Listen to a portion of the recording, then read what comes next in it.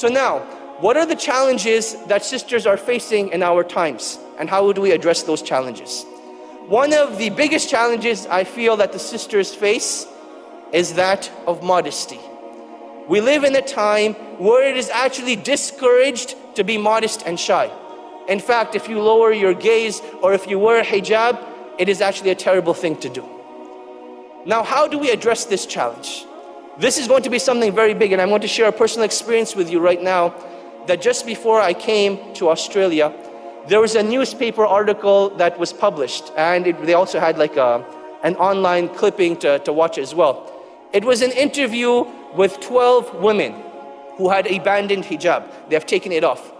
They felt that it held them back. They felt that, it wasn't right for them. They felt as if they couldn't be who they wanted to be through the wearing of the hijab, so they took it off. And this newspaper reporter interviews these 12 women, and they're all telling their stories of how they're still Muslim, but hijab is like oppressive towards them. So I was asked, what are my comments on this article? And I thought to myself, subhanAllah, this is a trap. Because I know if I say that hijab is compulsory and women need to be modest, this reporter is going to take it and spread it all over the news. Navaid Aziz, chauvinistic male, trying to put women in prison. So I was like, I have no comment on this article.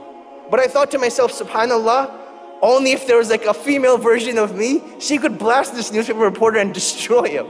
And she'd be free to do it. And the newspaper reporter couldn't say anything to her. But I was like, where are the sisters standing up at this time? So now with addressing modesty, I believe it is very important to understand what modesty actually means.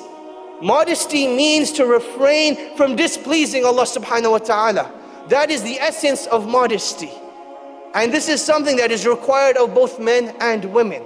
Modesty for the women, an element of it is the hijab. But the greater sign of modesty is the way that a woman conducts herself. Now, a woman is not required to stay home and this is how she stays modest. But rather, this means that when she interacts with the world, when she mingles with other people, she retains that modesty. It's not about flirting. It's not about, beautifying your voice. It's not about beautifying your looks. But rather, it's about conducting yourself in a way that is pleasing to Allah subhanahu wa ta'ala. And this is something that the sisters need to be very careful of. Because you'll notice that throughout time, things are actually getting worse from two angles. Angle number one, if you were to look at what's happening in fashion, it's crazy these days. That clothes are coming off bit by bit, and that is what fashion is meant to be. Their clothes are getting smaller and tighter and more revealing.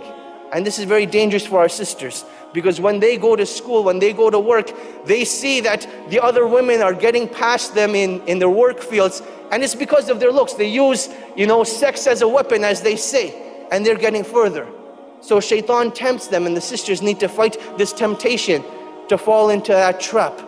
Continue wearing the hijab and know that ultimate success is from Allah subhanahu wa ta'ala. And this is something you have to be prepared for mentally. And the second test you'll see related to the hijab is the onslaught against Muslims.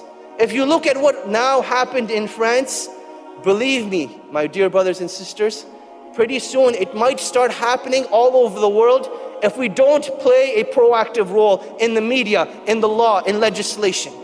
Even in my own community, they've started a bill, meaning they're trying to pass a legislation that a woman cannot wear niqab.